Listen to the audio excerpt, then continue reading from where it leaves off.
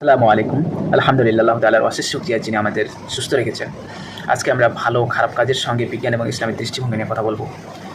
আমরা প্রতিদিনই কোনো না কোনো কাজ করে থাকি। হতে পারে সেটা কোনো ভালো কাজ কিংবা কোনো খারাপ কাজ। তো কোনো কাজ আমাদের আনন্দ দেয়, আবার কোনো কাজ থেকে আমাদের বাঁচতে খুবই কষ্ট হয়। আসলে এর পিছনে দায়ী কে? এর পিছনে দায়ী হচ্ছে ছোট্ট একটা কেমিক্যাল। তার নাম হচ্ছে ডোপামিন।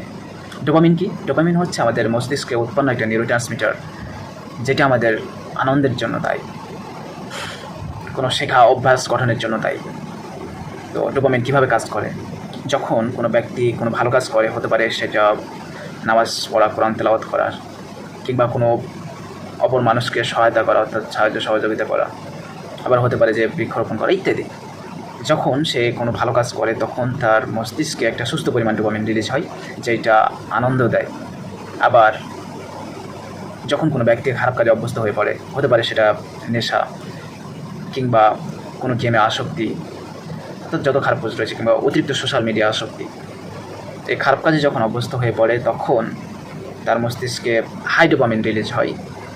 এই অতিরিক্ত ডোপামিন যখন রিলিজ হয় তখন মস্তিষ্কে একটা অতিরিক্ত আনন্দ দেয়, আর অতিরিক্ত আনন্দের ফলে তার একটা অ্যাডিকশান তৈরি হয়। সেই ব্যক্তি সেই খারাপ কাজ থেকে সে ভালো কাজের দিকে ফিরে যেতে খুব কষ্ট হয়, কারণ সেই খারাপ কাজের ফলে অতিরিক্ত ডোপামিন রিলিজ হয়, সেইটার প্রতি অ্যাডিকশান তৈরি হয়ে যায়। আর সেখান থেকে সুস্থ পরিমাণ ডোপামিন যেখানে রিলিজ হয়, সে কাজগুলো তখন আর সেই পরিমাণ তাকে আনন্দ দিতে পারে না।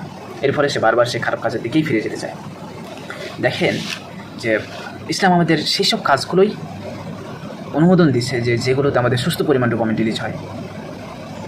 যেমন দেখেন যে সুস্থ পরিমাণ ডোপামিন রিলিজের কেউ যদি কাজ করতে পারে, তাহলে সে যেরকম দুনিয়াতে উপকৃত হবে, সেই সাথে আখিরাতেও সফল হবে।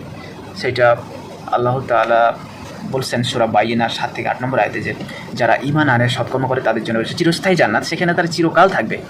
আবার দেখেন যে হারাম কাজে যেমন সাময়িক আনন্দ পাওয়া যায়, সেটার শাস্তি কিন্তু ভয়ঙ্কর। সেটা আল্লাহ তাআলা বলছেন যে শয়তান তোমাদের মধ্যে ফিতনা সৃষ্টি করে, মজ্জার মাধ্যমে তোমাদের শত্রুতার সৃষ্টি করে, তোমাদের নামাজ আল্লাহর স্মরণ থেকে দূরে রাখে। এটা হচ্ছে সূরা মাইদার 51 নম্বর আয়াতে বলা হয়েছে।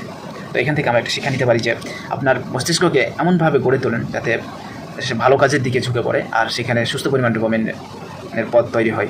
আবার হারাম কাজ থেকে রক্ষা করতে কিন্তু আমাদের ইবাদতের মাধ্যমেই নফসকে নিয়ন্ত্রণ করতে হবে।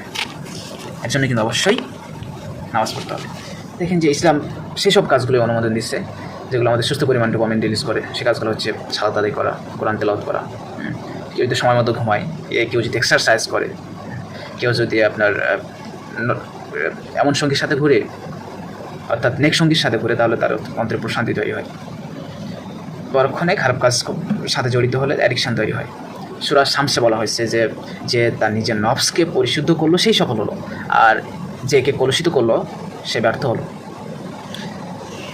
তো আসলে যদি আপনি আপনার ডোপামিনকে দাস বানাতে পারেন, তাহলে আপনি হবেন আপনার নফসের বাদশা। একটা কথা আছে যে আসলে আমরা যে কোনো কাজ করার পূর্বে সেটা বলা যতটা সহজ, আসলে সেটা করা ততটাই কঠিন। তো আল্লাহ তাআলা আমাদের এমনভাবে সৃষ্টি করছেন যে আপনি যদি ভালো কাজে অভ্যস্ত হতে পারেন, তাহলে সেখান থেকে আপনি আনন্দ পাবেন, আর সেই আনন্দ পাওয়ার সাথে সাথে সেই ডোপামিনটার আপনার উপকারী পথে ব্যবহার করার ফলে আপনি পরকালেও চূড়ান্ত সফল হবেন।